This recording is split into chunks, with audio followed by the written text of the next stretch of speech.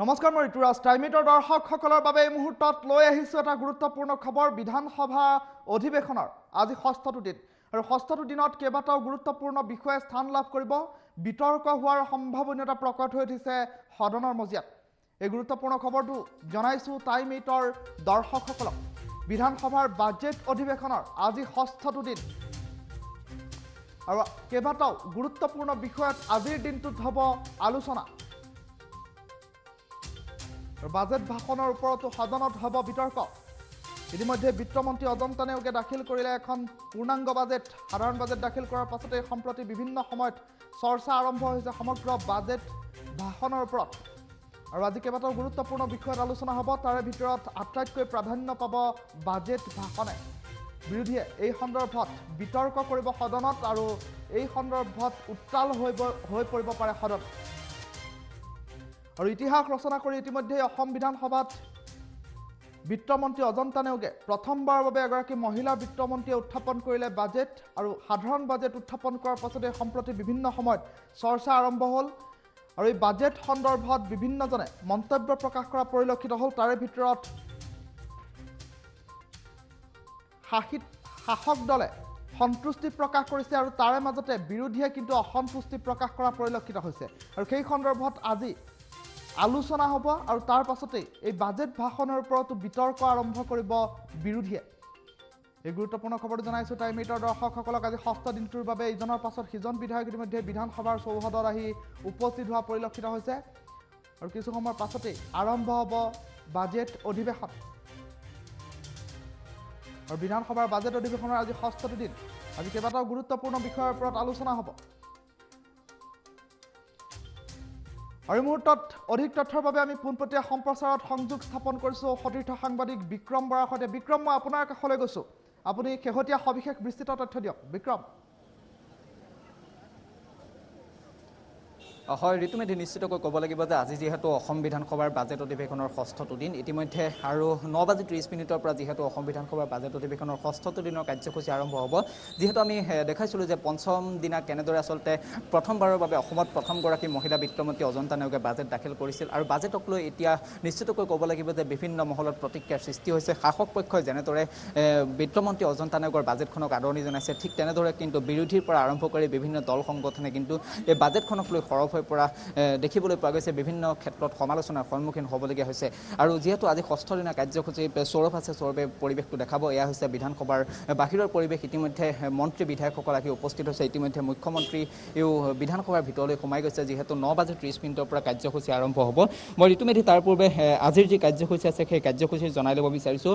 পোনপ্ৰথমে থাকিব প্ৰশ্নোত্তৰ শিতান থাকিব যিহেতু দুটাকৈ ভাগত এটা কথা ক'ব লাগিব যে আজি 9:30 পৰা পোনপ্ৰথমে 1 বজালৈকে এটা ছেছন হ'ব আৰু তাৰ পিছত 2 বজাৰ পৰা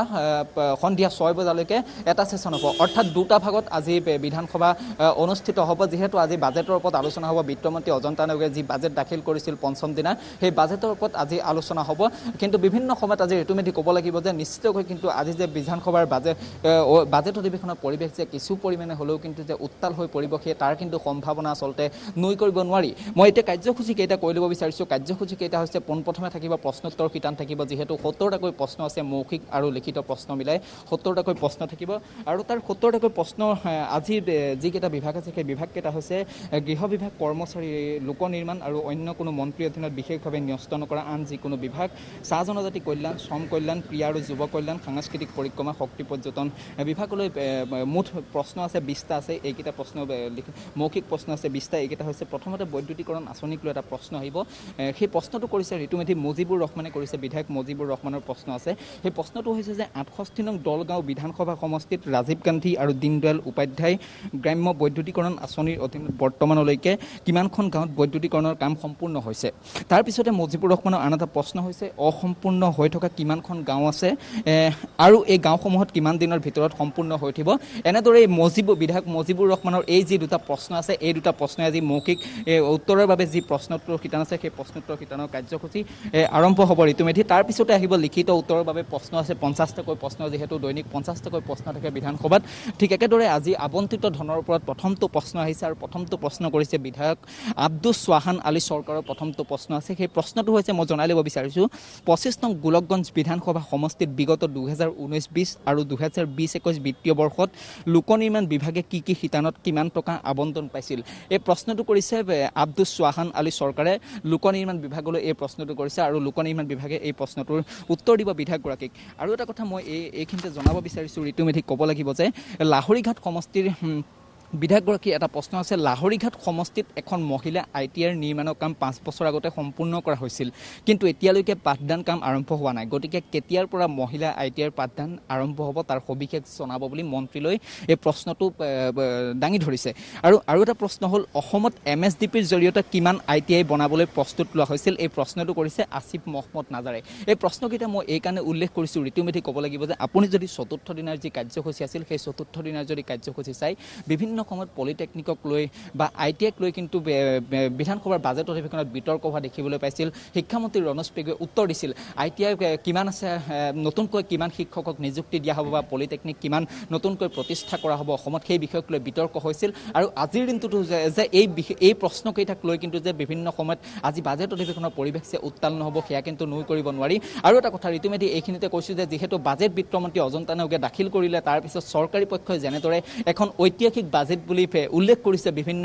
সমাজৰ মধ্যবিত্ত লোকৰ বাবে এখন উন্নয়নকামী বাজেট বুলি যেনেদৰে উল্লেখ কৰিছে তেনেদৰে কিন্তু বিৰোধীৰ পৰা আৰম্ভ কৰি সমাজৰ বিভিন্ন দল সংগঠনে কিন্তু এই বাজেটখনক বিভিন্ন প্ৰকাৰে সমালোচনা কৰা দেখিবলৈ পোৱা গৈছে বিভিন্ন তলুঙা মন্তব্য কৰা পৰিলক্ষিত হৈছে এনে ক্ষেত্ৰত ক'ব লাগিব যে বিভিন্ন দল সংগঠনসমূহে কৈছে বিৰোধী পক্ষই কৈছে যে এইখন কেৱল হিতাধিকাৰী সৃষ্টি কৰা বাজেটহে হিতাধিকাৰী কেৱল সৃষ্টি কৰিছে এই বাজেটখনে আৰু সমাজৰ অসমৰ যিসকল লোক আছে সেই অসমৰ লোকসকলক কেৱল মাত্ৰ হিতাধিকাৰী বনাই থকাৰ চেষ্টা কৰা হৈছে বিভিন্ন সময়ত যিহেতু এতিয়া মূল্যবৃদ্ধিৰ প্ৰশ্ন উত্থাপিত হৈ আছিল আমি দেখুৱাইছিলোঁ যে পোনপ্ৰথমবাৰৰ বাবে যে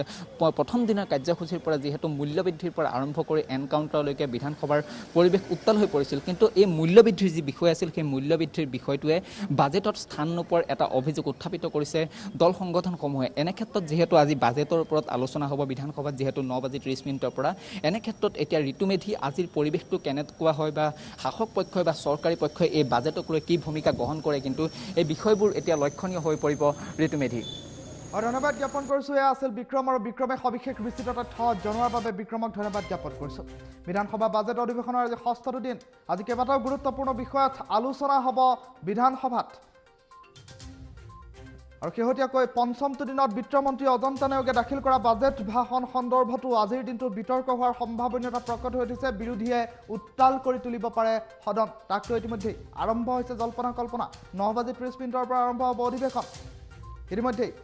এজন দুজনকৈ বিধানসভাত প্ৰৱেশ কৰিছে কেইবাজনো বিধায়ক